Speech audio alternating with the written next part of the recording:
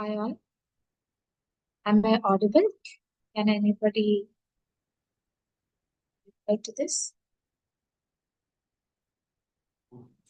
Yes, Pallavi, you are audible. Please go ahead. Thank you. Thank you. Yeah. Hi all. Welcome to our week 2 interaction session. Um, so here we have around 13 participants. We will wait 2 more minutes so that we'll get some more participation. And also by that time, I encourage all of you to use this QR code to go into our Mentimeter sessions. We will have some activities there. So please scan this QR code, or you can go to menti.com and give this passcode 59223147.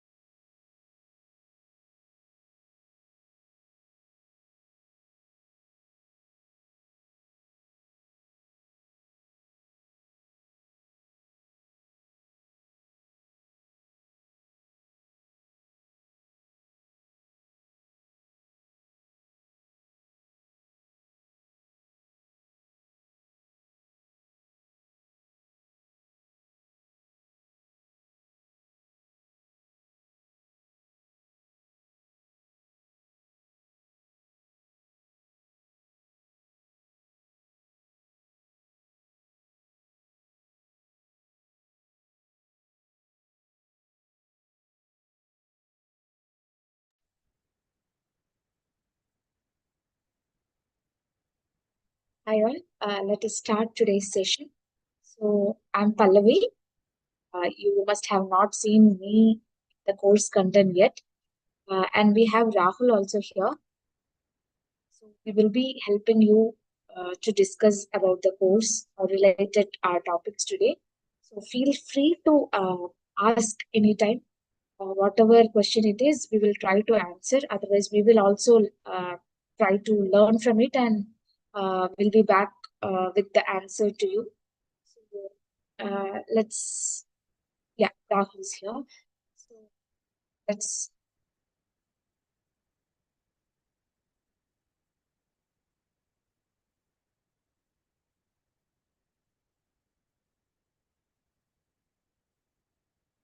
So I hope all of you have logged into menti.com or use this QR code to enter menti.com.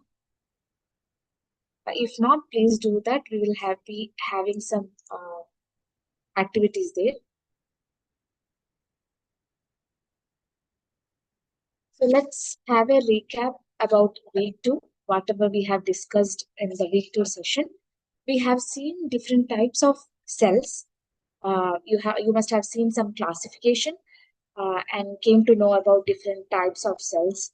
And you have gone through the story and science of microscopy. Uh, and You also have seen about how to use a microscope and what are the parts of it, and Rahul must have introduced it to you. Also, you have seen the main classification of cellular organism to prokaryotes and eukaryotes uh, on basis of different characters. So almost you must have got a very vague idea about these things. We will be continuing this to coming weeks also, so that you'll get a clear picture and why we are learning from the base. You must be getting it in coming weeks. So this is what we have done in week 2. Maybe some of you feel it as like very easy, or again refreshing the basics. Maybe you will be having some doubts. Please ask, raise your hands so that we can discuss it here.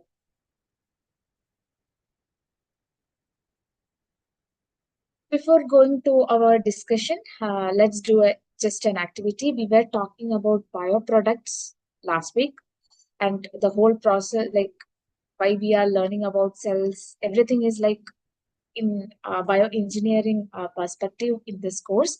So type any one bioproduct that you have used in last 24 hours. Curd, we like continuously we have used about curd in the course. So please come up with other things. You must have heard sandan gum, then something in course. Other than course content, please come up with other bioproducts you have used in last 24 hours.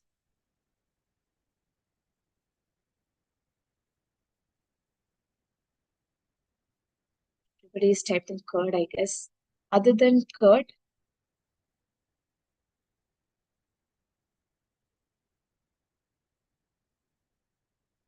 yeah, proteins,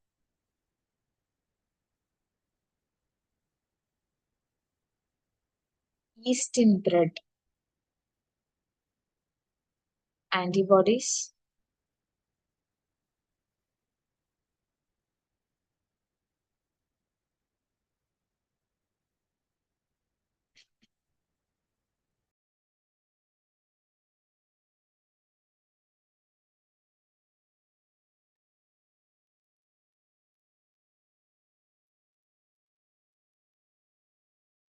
lubricants.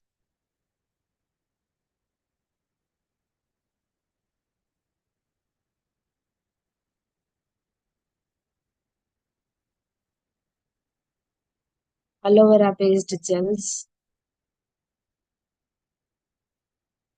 shampoo. There are bio products, like there are chemical shampoos also, but there are bio products also. Fungi, like mushrooms, you must have had, which is a bioproduct. The whole organism is a bioproduct in that case. Biodegradable packaging. Yeah, nowadays we are having like bioplastics or other packaging materials which are from uh, biological organism or plant-based food. Yeah, we are getting many soap, bio-based.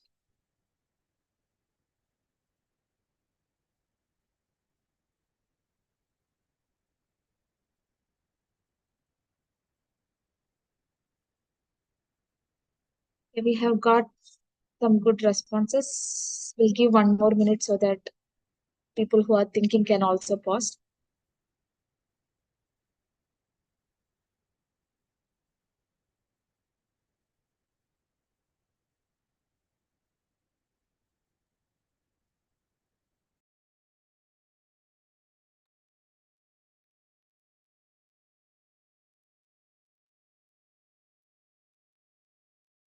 Please, yeah,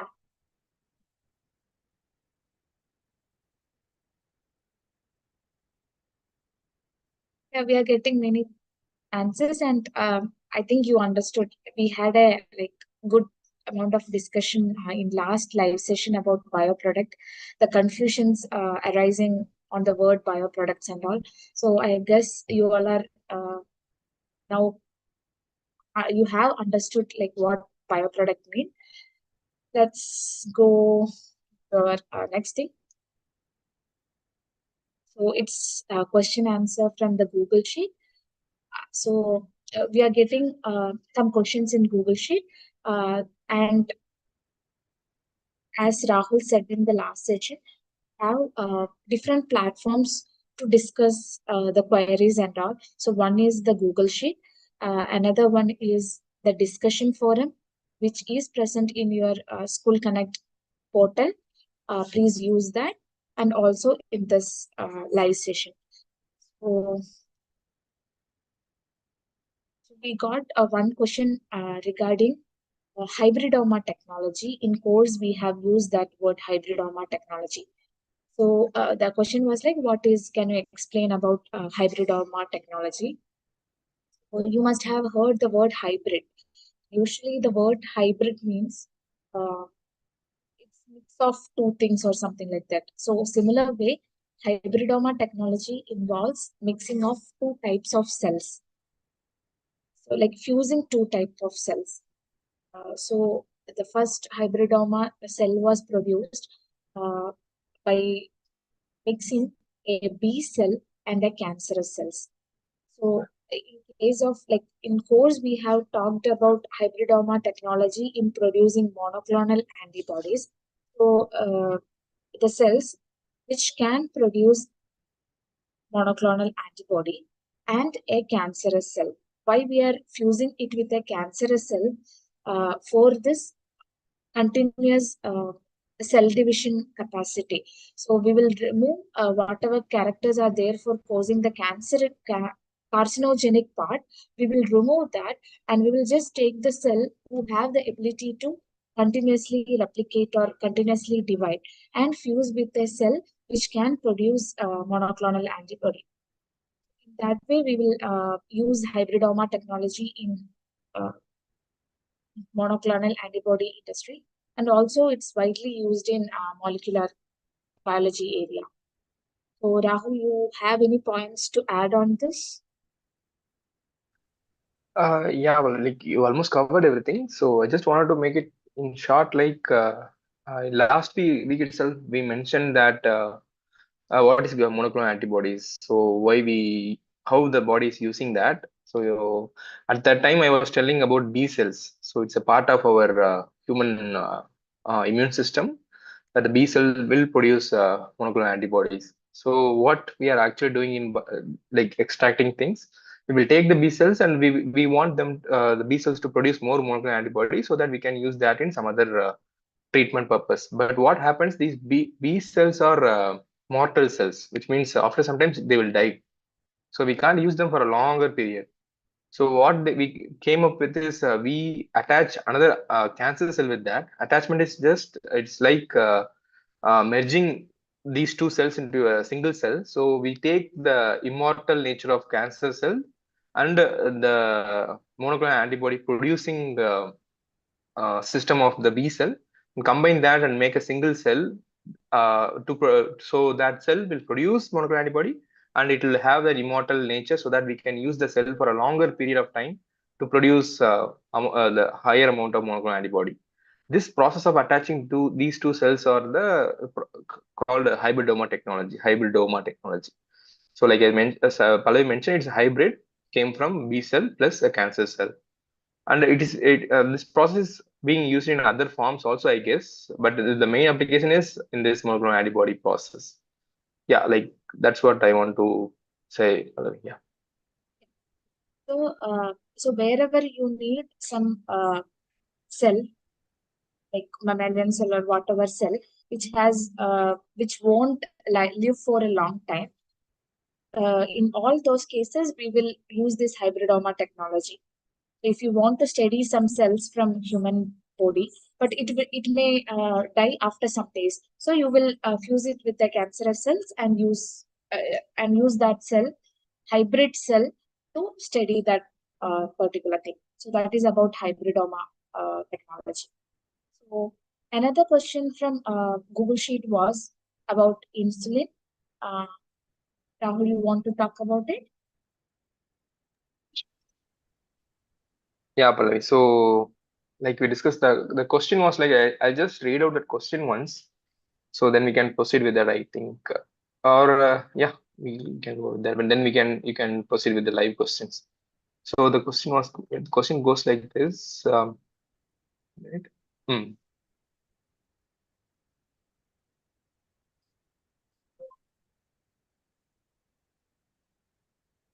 Sorry, just give me a minute. So insulin is very much needed by a human to control the glucose level in the blood. In but I really don't understand the necessity of it, since if there is excess amount of glucose in the blood, the kidney can just do reabsorption, and the cells of the body parts can take it.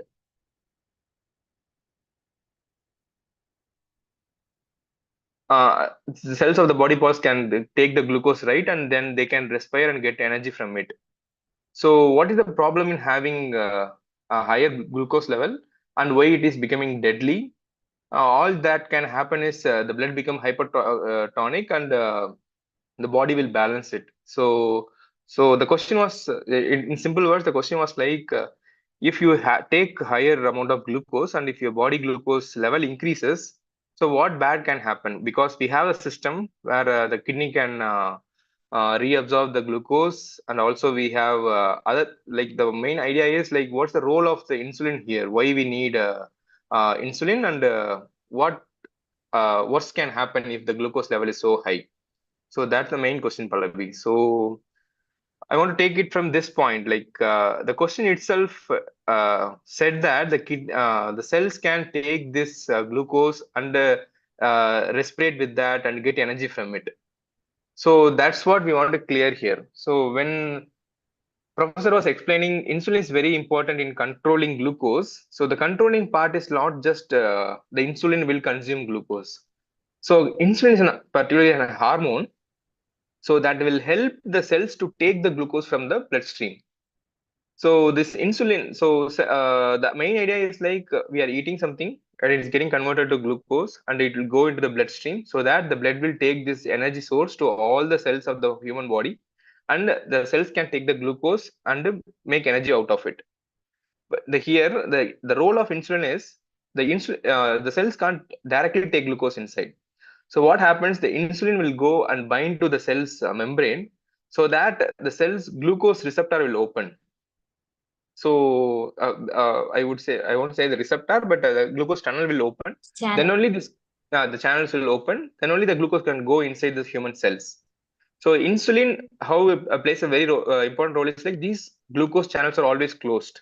Only when the insulin is getting attached to the insulin receptor which are present in the human cells, these channels will open, so the glucose can go inside and the cells can produce energy.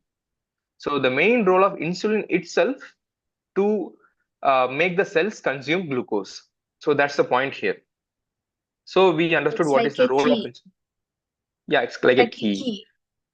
Yeah. So usually when we talk about hormones, their role itself is that only, like, it will what to say, it will send signals and talk with cells, and it will tell the need of the cells. For example, insulin is a kind of an hormone which when attached to the cells, it says that the cells are starving for glucose, so the glucose will go inside. Or when we are hungry, the insulin will produce. Or when you are eating lots of glucose or sugar related product or energy based product, insulin will automatically go into bloodstream and make sure the cells will take inside. So this is the first part of the question, where they are asking about why we need insulin when we have other systems, humanly systems, which can absorb this glucose and all. So we understood what's the role of glucose and how it is controlling the glucose level. Just wanted to mention, since the question is always also talking about kidney, where it mentioned that the kidney can reabsorb the glucose, and finally the blood sugar level will decrease, right? So like that it is talking. So as we know, it's a system where there is a limit for everything.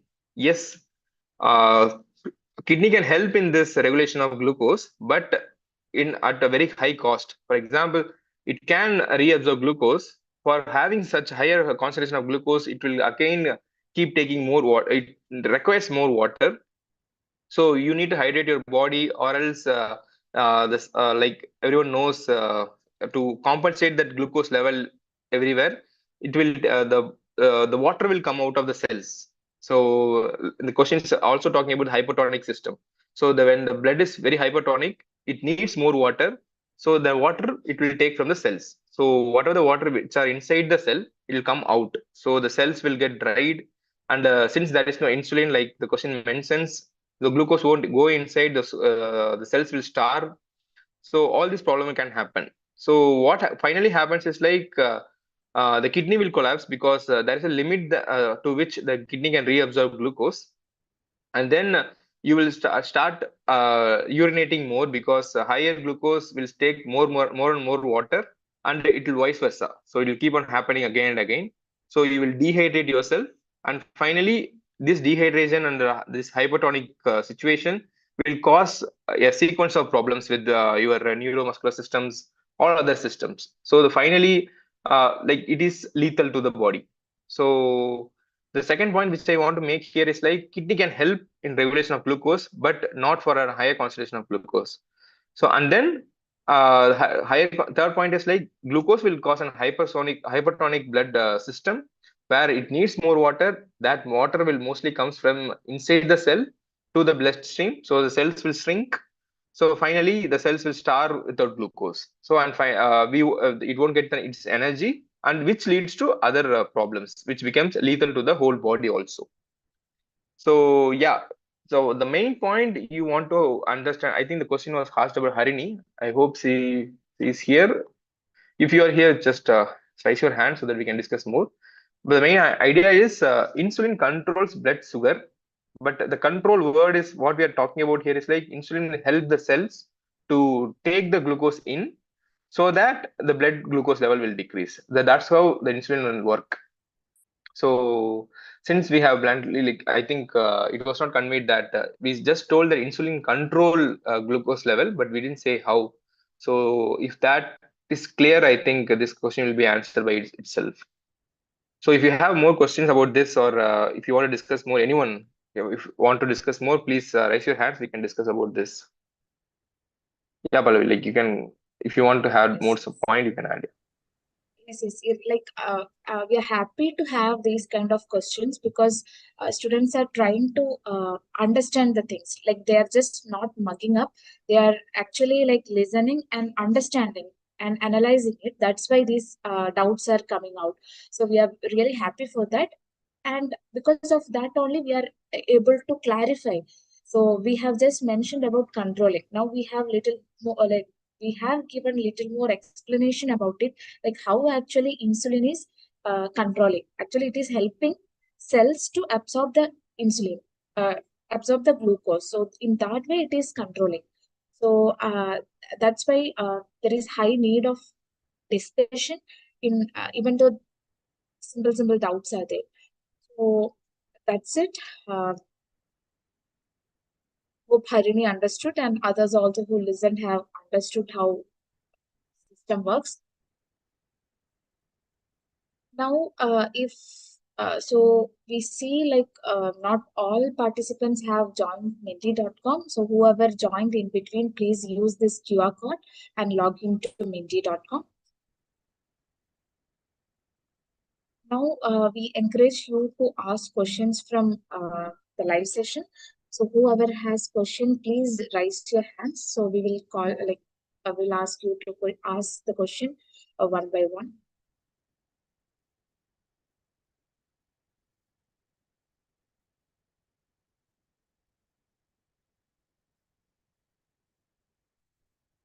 Yeah, Aditi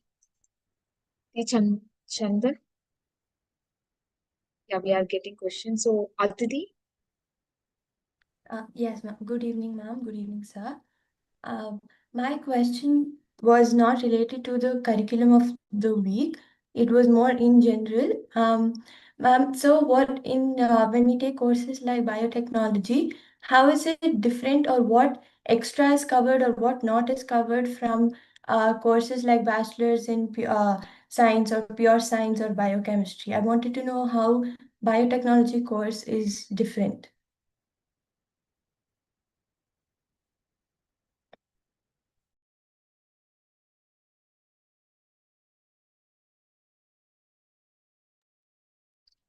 Pallavi, you are there? Yeah, sorry, I didn't. Yeah.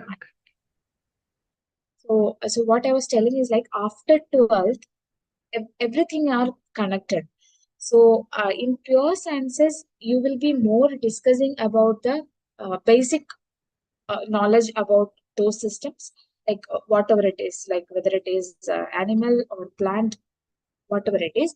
But in biotechnology course, you will be seeing much more applications level of this. So both are important, right? The basics and the applications are. So the orientation in biotechnology course will be more towards the application of that and understanding that. Rahul, if you have points, please add. Yeah, but you rightly said. Last batch also, the same question came. What's the difference between biology and biotechnology? Professor answered in the same way. So the idea is when you're talking about this pure science and or other branches of biology, you're trying to understand something, the bodily nature, and what's the purpose of this and that. But when it comes to biotechnology, it's a real world where we apply this knowledge and we come out with some products or or treatment process or something like that. So the biotechnology will more an application oriented course or a field, I would say. Like in this course itself, you'll come to know about different branches of biotechnology. Then, if you see, most of the things will aim at both understanding and also applying. So that's how the biotechnology differs from the normal biology courses or the pure biology courses. Yeah. And yeah, I just wanted to mention that anyway, in eighth week or seventh week, we'll also have a career based talk either by me or Pallavi or by professor. So that time you'll understand more about different fields or different what to say. I would say the aim of the biotechnology or career paths of biotechnology. That time you may get more focus on this field, I guess. Yeah.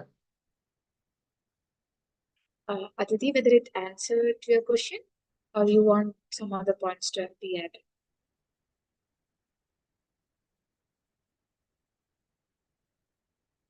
Aditi, are you here?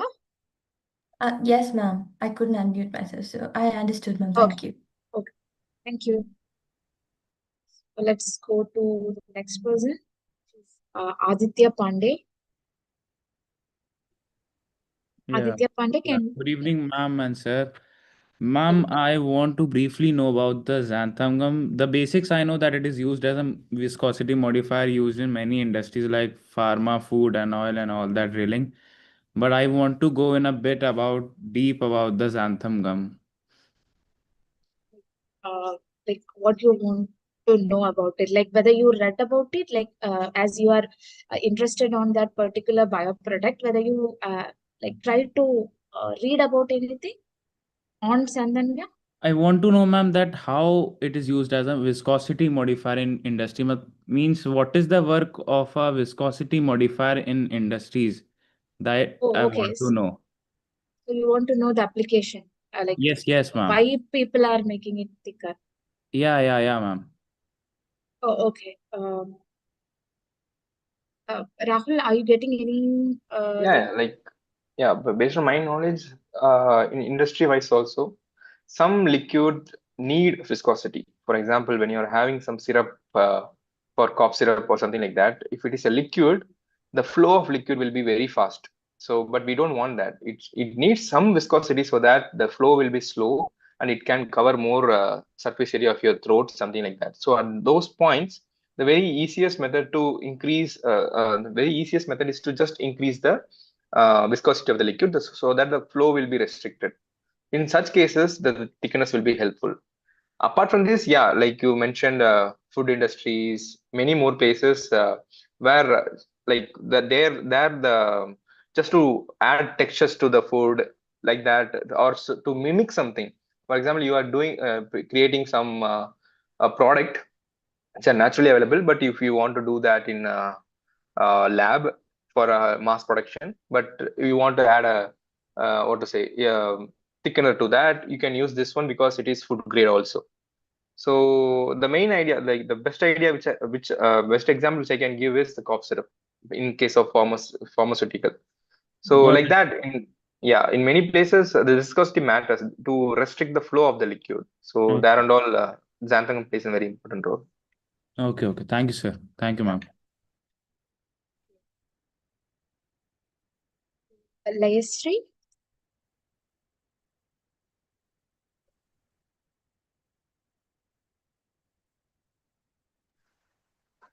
Hi, Hello, Layasri. ma'am. Hope I'm audible. Yeah, hi. Yes, you're audible. Ma'am, what are the negative aspects of hybridoma technology? Won't it promote a way for the growth of cancer cells? So that's why, like when we discussed about hybridoma cells, I just told we won't be using the cancerous cell as such. So whatever molecular things are there to cause the cancer, that part we will remove. We want just a cell who has a highly dividing capacity. So that part only we will like the cell with those characters only we will use in hybridoma technology. All other things we will try to remove from that cells. So it won't cause cancer, but same time it can divide continuously. Is there any other negative aspects? Uh, so um, so see just see if you are going to study an endothelial cell. You know endothelial cells, it's the innermost lining of blood vessels. So if you want to study about endothelial cells, you want to isolate it from the body of any animal or human wherever, and you have to culture it in your lab. But it won't survive for long days. Maybe it will be there for 3 days or 4 days if you give media. But if you use a hybridoma based endothelial cell, it has some properties of endothelial cells and some properties of a cancer cells because it's hybrid. But you can't 100% say you are using an endothelial cell model, and because it has some characters of, so it's not 100% like we can tell you are studying that particular kind of cell because it has some part of cancerous cells, but the only characters will be the division, continuous cell division. Otherwise, people have improved a lot to remove all other negative aspects of uh, this hybridoma technology in monoclonal antibody industries and all, because it's highly risky, right? If it has some other negative points. So, if, in case of research, if we are using cells from hybridoma technology, we can't completely say that is a particular cell model. We have to always say it's a hybridoma cell, and we have to tell the results based on that only. Otherwise, I don't think there are negative aspects of that. Rahul, if you have any point, you can add. Yeah, but you almost covered everything. So when we talk about this negative points, I still confuse like which from which background you're asking that, Layashri.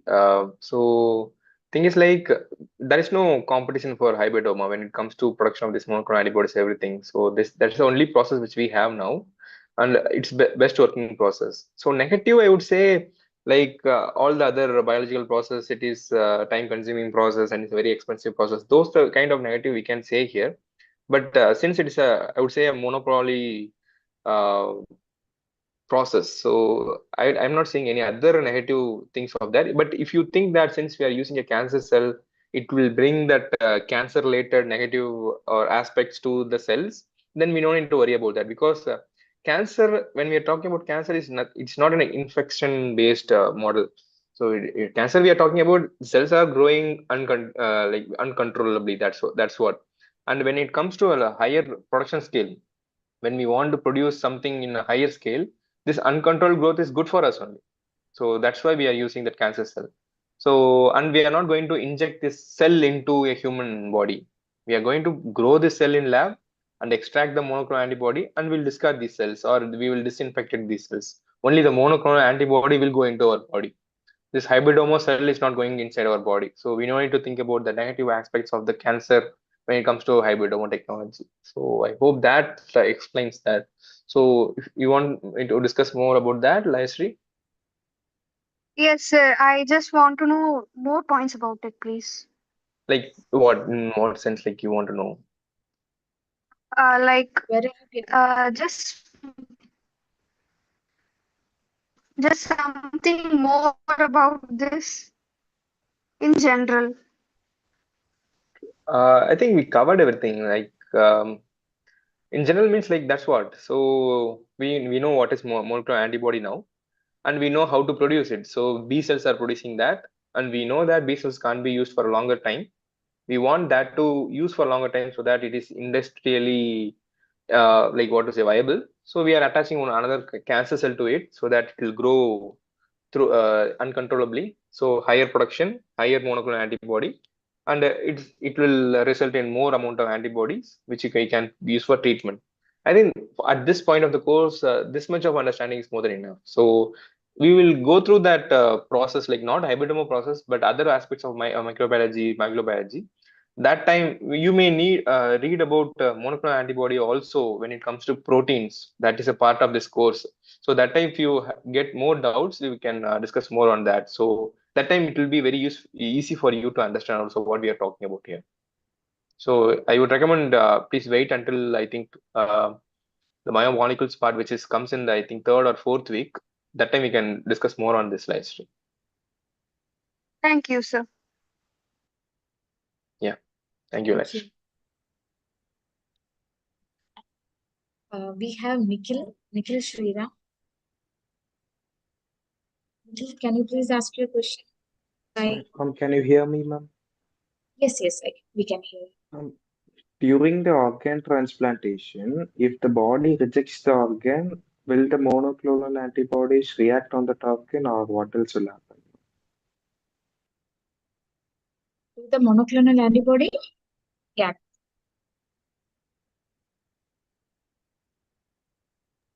Nikhil? Will the monoclonal antibody react with that organ, or some other byproducts will be acted on that organ to destroy it? So, Yeah, Pallavi, if you want me to answer. yeah, you can.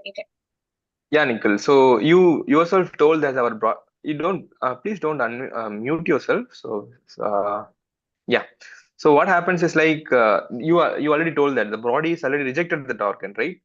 So the whole immune system, so all these weapons will act against that particular organ. So now that transplanted organ is almost like a bacteria or virus. So our body will consider that as like that only. So whatever the immune system can act on a bacteria will act on this also. So in that part, monoclonal antibodies, like you said, it plays a very important role. It will act on that. It will kill that. It will try to reject the like. It will try to destroy it all the way possible.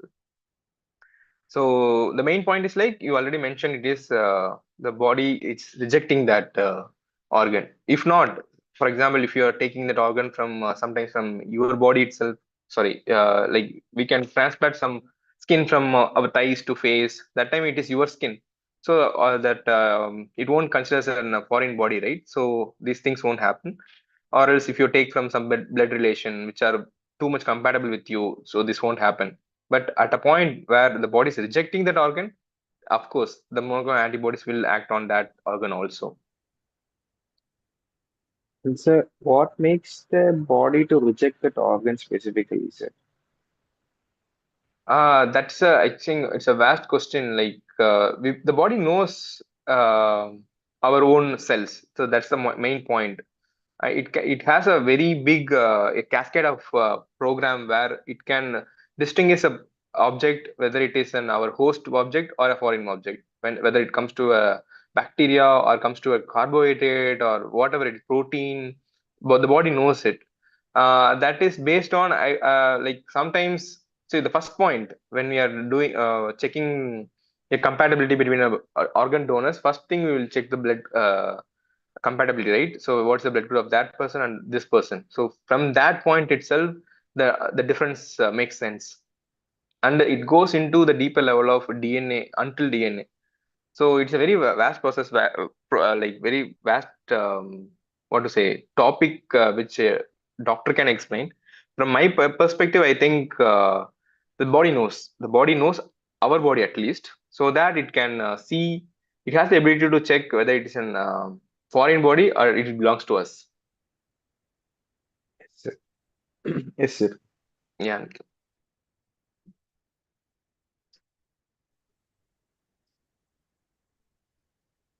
Pallavi, before going to the next person, there is a question in chat box also Okay. by Kanishka. Kanishka, if possible, can you unmute yourself?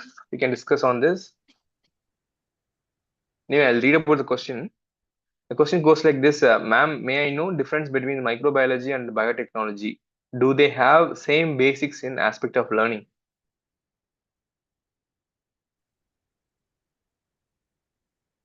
So, uh, in learning in this sense, as we told, everything is like biology related aspects. These all have a part which is common. Like if you're going to microbiology, biotechnology, or like zoology, botany, everything, these all have the basics. But where we are focusing will be the difference. In microbiology, you will be more towards the microorganisms. You'll be dealing multiple aspects of microorganism more in microbiology, where biotechnology you may be using different system, but the applications, like you may be using bioorganism like microorganism like bacteria or something to produce something like the application level. So these things are like a part of this are common in all these subjects, but the focus will be different. If you're more interested in microorganism, you can go to microbiology. There also you will be dealing with the applications, but only microorganism you will be dealing with. But biotechnology, you will be dealing with different system, plant, animal, microorganism, everything, but in a application level, in a technology level. That is what I want. I think about biotechnology and microbiology, the difference. So what I actually understands from the experience or the people is like after 12th everything is connected. Just we are separating it for our easiness, just classifying so that we can focus on one system particularly, uh, and that depends upon your interest. Everybody won't be interested in all these systems. So for easiness and uh, every time classification help you in easy for simplifying some things. No? So for that purpose, we are classifying these areas. Rahul, if you have points, you can add. Yeah, Pallavi, yeah, like you said. So again, it's a general question. So like I mentioned before, those are not different actually. Microbiology is a part of biotechnology. So only thing is like microbiology will be in biology also, but in case of biotechnology, we will study all the application oriented, how to use that microbiology knowledge towards application. So if you take a biotechnology course, the course will start from studying about the cell, and then the inner parts of the cells, organelles of the cells, and DNA, and what like RNA, like that. There are different stages. So when we talk about microbiology, it's about reading the what to say, cell as a cell, what is structure, how it behaves there, how it behaves here, like that. A very basic course of a biotechnology. So yeah, like Pallavi said, it's a general thing. Everything is connected, and in biotechnology, we will focus on how to use this microbiology for different applications. In this our course itself, you will have a very small aspects of microbiology. Like when we talk about this physiology of the cells through microscope, it's a part of microbiology. And when we are talking about different proteins and biomolecules, it goes into biochemistry, then molecular biology, something like that. So you will understand all these technologies to come up with some applications or to solve some problems. So that problem solving thing only we are terming as biotechnology. So I won't say that biotechnology is something totally different from all these uh, concepts. So yeah, Pallavi. So that's what I wanted to say. As Kanishka, what is the name? Yeah, her name is She Kanishka. understood. If you have any more additional question on this, you can unmute, like you can raise your hand. We can ask you to unmute. Nitishri, okay, I think Kanishka understood. Let's go to Nitish.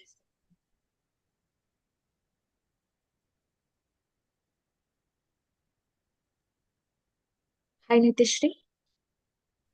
Ma'am, good evening, ma'am. Yeah, good evening. Why can insulin can control glucose? Like, why in the sense? Why should it do? Like, what is the question? Or how is the question, or why is the question?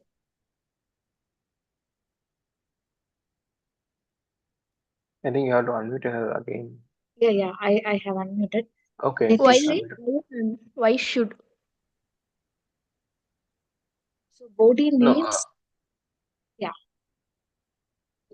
Nitya, can you please rephrase your question? Like, what your the ask the question once again.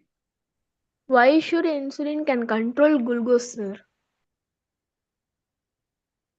Why should insulin should control glucose? Like, it's the purpose of the glucose, right? So, Body needs should I? systems to control different situations.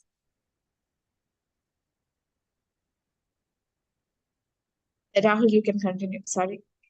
No. Yeah. So, like that only. Like, everything needs a control. Like, we can't allow the glucose to just to get into the cells, so the cells can consume glucose unlimitedly. So that will lead to another problem. So we need a process where everything has a control, and only when needs body needs when you're hungry, you will eat something, right? The same goes to the micro level also. When the body needs energy, only the pancreas will secrete insulin. Then only the cells can take the glucose inside, but not just when you're sleeping. The cells don't need that much glucose, so the cells insulin levels will be very low. And when you are doing some activity, the insulin will be more. The cells can take more glucose, produce more energy, and you can be active. So that's the whole idea. So I think I hope that explains something, but if you can rephrase it, we can help you more. We can use the chat box also while we are answering other questions.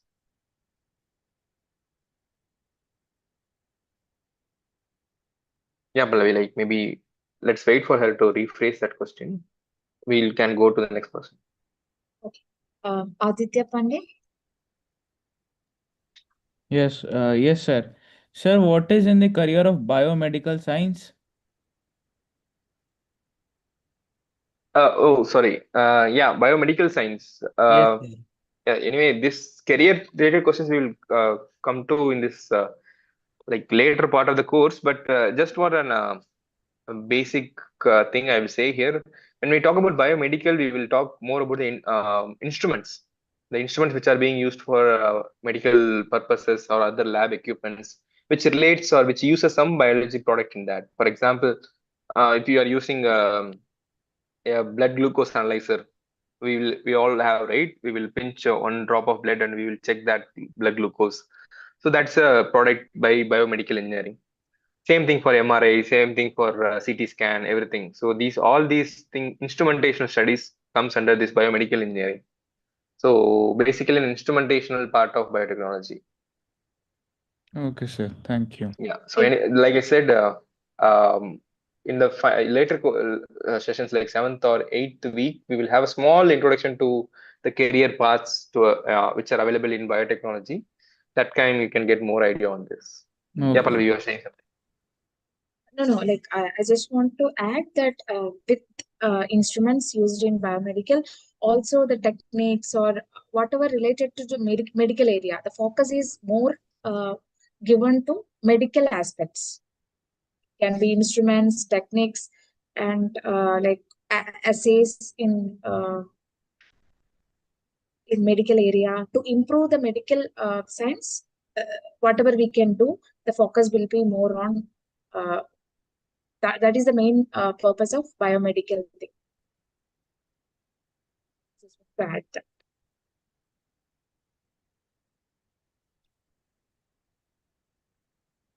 Yeah, Palay. So if you get time, let me ask one question from the chat box. So it's a very general question. It's where Livestream again asking about can a cell exist between prokaryote and eukaryotic cell? Not a prokaryote, not a eukaryote, in between. So I think almost the one there are different kinds of classification systems. Most of the organisms are either classified to prokaryotes or eukaryotes. So in virus can be a confusing one, right? Whether it can be placed in prokaryote. So when virus always need a host. So according to the host, maybe we have to tell. Otherwise, virus is considered as a different group, I guess. So in between prokaryotes and eukaryotes, I don't have any thought. Yeah, well, you rightly said. So all cells are either prokaryotes or eukaryotes. So in evolution wise, prokaryotes came first, and each cell, some cells engulfed another cell and becomes part of that cell and becomes eukaryote. So there is no cell which are not prokaryote and not eukaryote. Some exceptional cases will be there where some cells will have some aspects of or some characteristics of a prokaryote can have some aspects of eukaryote, or eukaryote can have some aspects of prokaryote, but they are well defined when it comes to prokaryote or eukaryote. And when it comes to a virus is not a cell at all because it don't have any mechanism. Like when we talk about cell, it should like last time when we spoke, it should replicate itself. So something should happen. It don't have any kind of systems like no mitochondria, no chloroplast, or no nothing. It don't have any organelles. So virus is also not a in between things. It's a separate case. It's not a cell at all. So yeah, when you take a cell, it can be a prokaryote or eukaryote, nothing in between.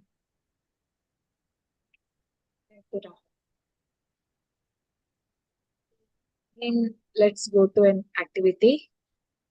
I so hope everybody has logged into Menti.com.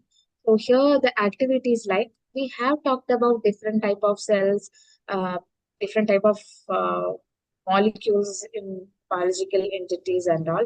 So I just want to understand, or we just want to understand, like whether you understood like the size difference.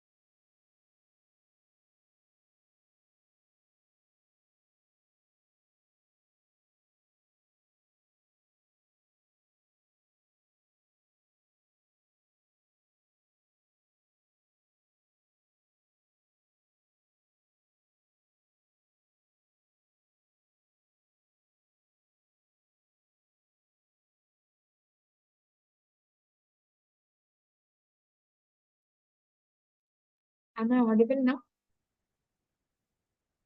Yeah, Pallavi, now you're audible. There was some glitch. Yeah. Whether the screen is No, no, no.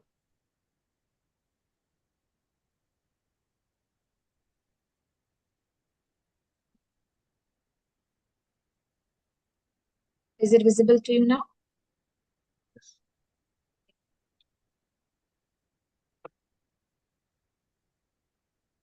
So we are getting responses. Please think, give your opinion on their sizes.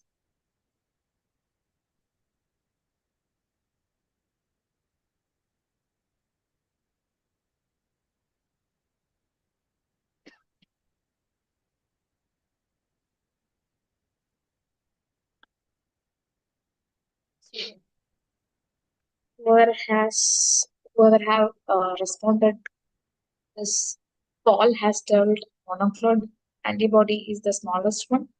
Then it is bacterial cells. If we are like whatever you think, please give. Don't consider others' answers.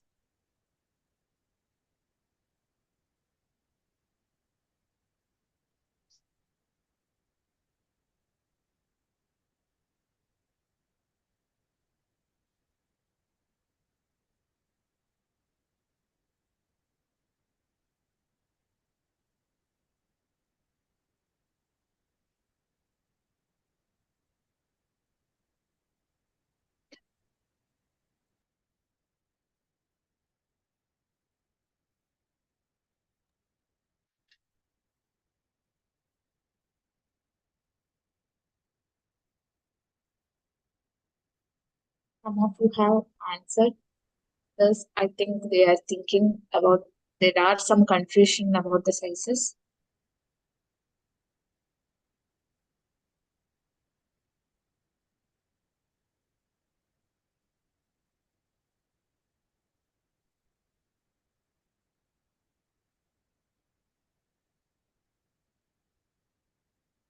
I'm not seeing any like change in the steps. Everybody is okay with this order, I guess. Who are like Paul till now.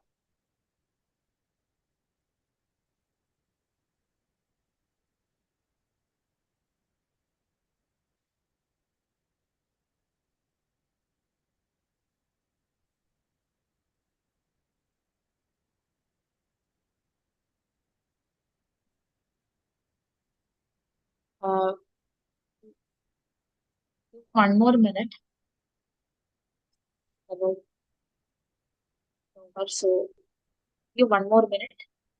Please respond to this by that time.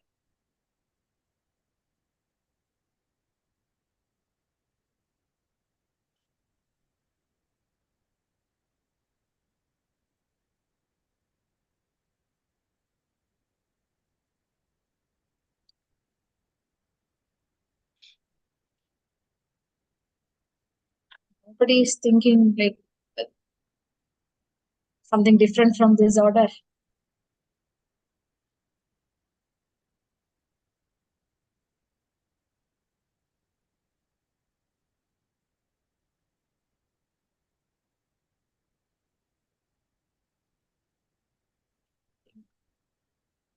We can almost, many of you have responded, so because of the time limit, let's see the correct answer.